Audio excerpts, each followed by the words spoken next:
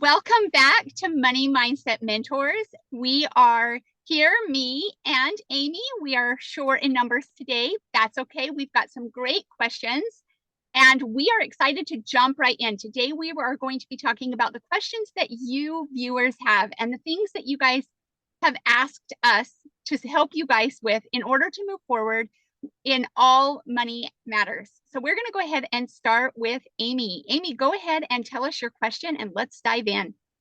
Thank you. So the question that I have been getting a lot lately, and I think just like we briefly discussed, is really on a lot of people's minds is it really the right time to buy real estate? Obviously, there are all things money, and you have, the stock market and Bitcoin and all kinds of different investment properties, like different places that you can put your money. Real estate is obviously where I operate most often. And so I get the question a lot and have more recently gotten the question, is it even the right time? Like, is it the right time to buy real estate when, we're kind of in this weird space where they're still a little bit high. They've definitely fallen. We've definitely seen decreases overall in the price points in Utah and across the country. But is it really the right time? We still are a little bit high on the scale for price points, and our interest rates have spiked. So I'm working with multiple clients right now that are still looking to buy, and I advise them that if the numbers work, then it's something that is something that we definitely want to still move forward on. This is not something that we're buying and flipping. We're not looking at a short term, goal here. We're looking at the marathon. So and honestly, a lot more properties are not working on an analysis side right now. So it was tough to make them work before. And now we're really just seeing there's a lot of properties that you just have to check off. Nope, nope, nope, not gonna work. So my advice always is think about the big picture. Are we talking about how long are we going to plan on holding this property? Are we planning on holding this property for 3 to 5 years? That influences whether or not we're going to do things like buy down the rate and do some of these other things. Are we planning on holding to 7 to 10 years? Are we planning on this being a long-term investment? Is it a new property? Is it an old property? So there's a lot of things to consider, but I would hate for people to be scared away from real estate. Just based on the fact that we're kind of in this weird space in the market. If the numbers work, they work. If they don't, they don't work. I bought my first property in 2005. 2006, early 2006. And so it was right before the market, quote unquote, right, crashed in 2008. And I actually still own that property today. And so if you are thinking, and so we're doing the same things, we were bidding prices up and removing contingencies when we're writing offers, even back then. And so for me, I look at it and I'm like, man, that property's done a lot for me. It's, offered me a lot of great benefits, a great, depreciation over the years, and interest write off, and cash flow and loan pay down.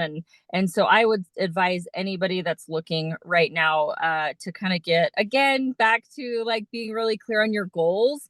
Like, really, what are you buying the property for? You really, you're buying this to hold this, and if those numbers work for you, they work for you, and they are going to work now. And then if interest rates fall, say the spring, like maybe Q1, early Q2 of next year, like they're maybe projecting, can we refinance and be even in a better position? So that's the question that I have been asked a lot lately. What about you, Amanda? Oh my gosh, I'm going to jump into mine in just a minute, but so many Okay. juicy things that you said. There were a couple things that I absolutely love that I want to spin back to and ask Okay, sure. go a little deeper on. When you said twice, if the numbers work for you, what Sure. number should we be looking at? Like what does Ah, that mean when you say that? Okay, so for me, analysis, like a really deep dive on analysis. So I have some basic numbers that I like glance at. We want to know what our gross income is on the property versus what our purchase price on the property is going to be, because that is going to give us like a right away a little bit of a get go. That ratio in Utah stays it stays fairly close. And so that's our first thing. That's our first, cross it off the list kind of check mark box. So I would say gross rents to per price ratio is going to be the first thing. If that's kind of okay, then I kind of want to dig in further. And then we have to analyze a lot of things when it comes to properties, because owning a property is not just like, okay, hopefully then they can, make the payment, right? Like you own that property, you're responsible for if the sewer line goes bad or if your HVAC breaks down. And so those are things that are called, and I don't know how deep you want to get, but those are called capital expenditures. So those are going to be things that are going to be big ticket items. And so the next thing that we're going to do is, okay, we kind of have like our basic gross income to price ratio. And then we're going to take and look at property. When was property built? Property was built in 2020. So we're not going to have any capital expenditures first, right? That roof doesn't need to be replaced. The siding is fine on it. We're not going to have any issues with any of those big ticket items. So big ticket items are going to be our capital expenses. Those we're going to want to take and break apart over how long their average lifespan of those things are. And that can be broken down pretty easily into a pretty concrete regular number based on when it was built. And then the next thing we're going to want to do is just regular cleanance kind of stuff that you're going to be responsible for. So like maybe potentially, and every situation's different. So again, I don't know how deep you want to get, but like there's stuff that's going to be charged to a tenant, and then there's going to be stuff that's charged to an owner. But you're going to want to account for some of the littler items. You know what I mean? Like maybe a window getting broken, or like just littler things that are not going to cost you thousands of dollars, but maybe on a turn we can't really assign that to a tenant because of this. And so just general wear and tear of the property is a landlord's responsibility. And so you're going to want to account for those expenses. Then you're going to want to account for taxes. You're going to want to account for insurance. You're going to want to account for property manager. If you don't want to manage your own property, I always advise people to run numbers with property management, even if they plan on managing their own to begin with, because you may decide that you want to manage this property. And I think it's a wise decision. It's especially when you're starting. Difficult path to know, but it does, where our market is tight, and most markets are, it does give you a little bit of a leg up. It maybe gives you $100, $150 a month in cash flow. And although that seems really small, it's big. And so even if you account for that in a few years, as your property appreciates, as your rents continue to go up, then all of a sudden you do maybe have that space for a property manager. And so those are all the basic things that you're going to be looking at as far as your expenses sides go.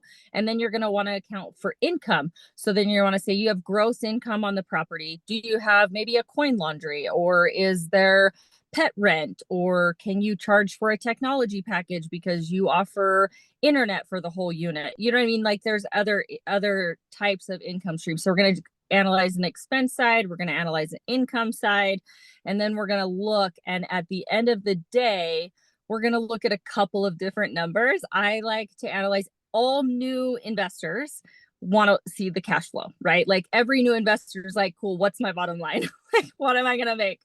That's a super important number. It's short-sighted. It's long too, but it's not the most important number. You also have to understand, what kind of debt am I adding to my portfolio? What kind of loan pay down am I benefiting from by owning this property? What kind of depreciation schedule is that providing me? Like, what is it going to save me on taxes for depreciation? what is it going to save me on taxes for my interest write-off? And so you have all of these other pillars. I like to call them the 4 pillars of real estate. You know, so you have other ways that you earn money. And so we look at what's called, and you can always Google these. I look at a cash on cash, I look at an IRR, and then we look at cash flow. There's certainly other metrics that we can use, but those are usually the bigger ones that we kind of look at to make sure it's going to be a decent spot for us. So thank you so much. And I loved when I hear you talking about this, and when I hear you talking about you're going to want to know the numbers and breaking them into the categories, it automatically makes me go, oh my word, it's a budget. You are creating it's a budget for your business, right? Because you have to look at investment as a passive income business. And before it becomes passive, which we know there's work that goes into it first, right? You work on it before it becomes passive. So I love this opportunity of looking at the gross, right? And then if you think of your paycheck, if you even take it down a little to a more of a baby step, I guess, and you look at your regular paycheck, right? That's what you're doing. You're looking at my gross amount. And then my net amount after all the expenses, and you're just plugging in those expenses. That sounds so much more, that sounds doable to me when I look at it as we're basically doing this on a budget. Yeah, totally. It's just a budget. It's just a business. You have to operate it as a business. If you operate it as a business, it's just, your life will go much better. It's not how I started. I started just as a very mom and pop kind of landlord, and that will make your life very difficult over time. So you just have to just right out the gate approach it as a business, and it is much better. So for sure. Thank you for that. I absolutely love that. The question that I've been asked multiple times and I love is, how long does this take you? Because it sounds like yes, that's the dream and everybody wants that, right? That's definitely the path, and a budget sounds great, and paying down debt sounds great, and getting those numbers where we want them to be sounds great, and investing, but that sounds like a marathon. And how long does it take you? And my advice is that's on an individual case, right? That depends on where you're sitting when you start. And I like to talk to people when they say about debt, right? Like, oh, I have so much debt, I just don't know what to do. And I tell them all the time, and I love this quote, and it's Chris Hogan says it all the time. And he says, you can wander into debt, but you can't wander out. You cannot. Certainly. Yeah. So here you've wandered into this, you didn't understand how it worked, and now you find yourself with this large sum of debt, and you're in this hole, and you have 2 tools at your disposal. You have a shovel and you have a ladder. Both of them. Oh, I like that. Yes. Both of them are work. Each one of them are hard, and it's going to be work, and it's going to take you a while to figure it out, right? And you're going to either grab your shovel and you're just going to keep digging yourself further in the mess that you have, or you're going to grab that ladder and you're going to drop the shovel and you're going to start climbing out. My own personal story, you guys, I had $68 to my name. $68 when I went, hey, my desire is not to be here again. My desire is to use the ladder. And it's going to be hard. And it's going to take focus and laser beam focus. Like, it was, me and my husband had to say, okay, when you're trying to get out of a mess, I don't know if you guys are like this. I don't know if you're like this, Amy. I am so like this. It's like cleaning out my pantry. And the way I clean out my pantry is I take everything out and I sit up on everything goes out. Everything at the same time. I'm just everything. Chuck it out. Get it out as fast as you can. And then once it's out, I look at it and I'm so overwhelmed that I just want to have my little magic wand, and I just want to go back to the pantry, right? But the reality is I have to focus on one shelf at a time. And when you are starting this process, it is one step at a time. If you really if your numbers are not looking good, and you're not ready to invest yet, right? Be laser focused on the debt. How do I eliminate some debt so that I'm sitting in a good place, that I can get a good interest rate, or I can buy down that rate? Correct me if I'm wrong. When you buy down a rate, does that go off of a credit score or no? It does not. So it does, because it starts with a credit score. but the lenders will allow you to do a buy down of the rate. There's actually some pretty interesting financing structures right now. And as far as sellers are going, we're seeing a lot of flexibility. Like they're contributing to closing costs again, which those closing costs, if you're getting $8,000 to $10,000 in a closing cost credit, you can use that money to buy down your interest rate. And so there's some 210 or some 710 arms that I've seen. So there's just starting to be new products with the lending scene because they're trying to solve this problem too. They're trying to solve this problem. So how did you're wonderful at budgeting. And so when I like what you said, it is totally going to depend on, each person. If it does depend on what market you're buying in. So I think, what market are you looking at when you're doing your investment? Tell me, go a little deeper. Explain a little more about what do you mean by what market am I looking in?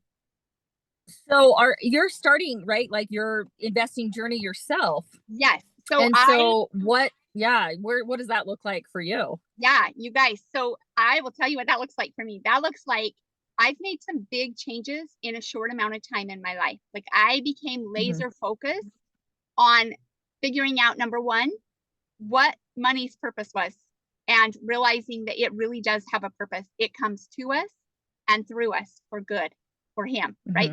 That's what we do with it. We use it for good. And so I really started this laser focus, and it started the steps of I needed to get out of debt, and I needed to make sure I had some passive income. So I've just done those Dave Ramsey baby steps, and investing comes down the line a little bit. And that's where I'm at right now. So I'm to the point where if I was to look at the Dave Ramsey step, I am now I need to start doing some investing.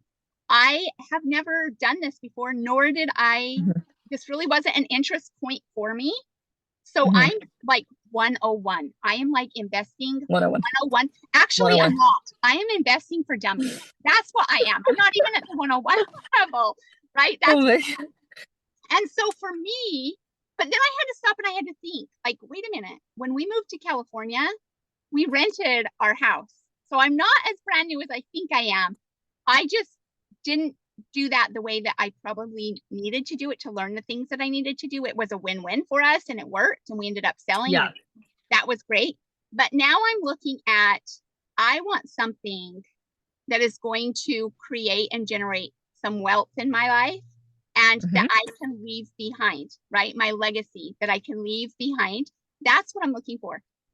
What that looks like for me really right now is I would like to have 5. And I know, like, that's where I started. I love that. Yes. That's what I started with. Yeah. That's awesome. Yeah. And I don't know exactly, like, as far as market goes, I'm still toying with 3 big things. So there's 3 things I'm toying with. One, I'm toying with Airbnb, so short-term rentals. Okay. I'm toying with that.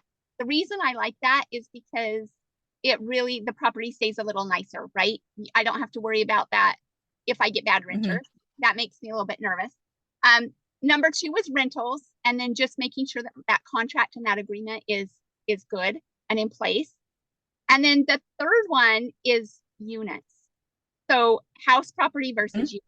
I don't know which way I'm going to go. I'm toying with all of them. I look at all of them. I send them. Rachel's really helping me a lot go through those properties and look at the pros and the cons. So I really am investing for dummies. I love it. I love it. There's so much that goes into each one of those different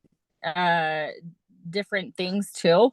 Like there just is, Airbnb is its own beast. We manage quite a few of them, and it's its own beast. You're totally right. Usually the property stays in great condition. You just end up with other issues. Everything's an emergency. Like if the guest is coming to stay for 3 days and the air conditioning goes out, it's not like a long-term tenant. It's not like, oh, I'm sorry, everyone's booked and we can't get anyone out there until Friday. They will leave your property if the air conditioning is not working, and you will be penalized for it. So there are just other issues. Long-term tenants too, same thing. There's just their own, that's another beast. It's its own beast. But I think you're in good hands. Rachel's awesome. I've worked with her for a while and she is phenomenal. So I'm super excited. Market wise, I think you have to really be careful what market you go into. You have to know the market. You need to call and talk to property managers. So if, for example, if someone saved $80,000 and that's what they have, that's not going to get you a property in Utah unless you're going to owner occupy that property. So if you've saved $80,000, your market is probably going to be Indianapolis or, Memphis, or you're looking at some of these other, Florida, Orlando, like some of those other markets, and you just have to be, make sure you're doing your due diligence. And I think that you'll find like good markets to, invest in. So, and that's for anybody, anybody, as long as they're doing their due diligence and making sure that they know the stuff that they need to know, then they're good. So, yeah. Yes. And I love knowing that there's always a good deal. And it's always a good time to buy. And you'll find that deal. You'll find what you're looking for. You don't need to rush out and hurry and get it. Because I know a lot of people would say to me, if you're really going to do this, then you need to do it before this date, because don't you know interest rates are going to go up? And it caused a little bit of panic inside of me. Like, I know it like makes you panic. Yeah, but it's not. It's just fear-based and it's silly, and they don't know what they're talking about, and they're just parroting other things that they hear. So yeah. And I just went, wait, I am in the collecting. I'm going to create that budget so I know what my numbers are. I'm in that stage right now, and I am going to invest. I am going to invest in real estate, and I cannot wait for the journey. And when I do it, I want to be whistling. I don't whistle very good, but I want to be whistling when I'm signing the paper instead of being like, oh my gosh. Palpitations. Yeah, I don't want that. I want it to be this good when I walked away. I've done this. I'm so excited. I'm excited. This is going to be a fun It's journey. awesome. Yeah. You're going to love it. And then you're going to be like, wow, this is amazing. And maybe you get to 5 and you're going to be like, so this is actually cooler than I thought, maybe. So I don't know. I think the journey will be awesome. It'll be beautiful for you guys, I'm sure. So me too. And I'm starting with 5, but I'm not limiting myself with 5. Yeah. That's where we started. Yep. And we're well past 40 now. So you're good. You'll be there. So yes. Well, I am so excited. Thank you so much, Amy. Yeah, it was awesome to talk to you. Yeah, it was great. So fun. Yes, I love these Thursday meetings, you guys. They are so juicy. I do too. They are so fun.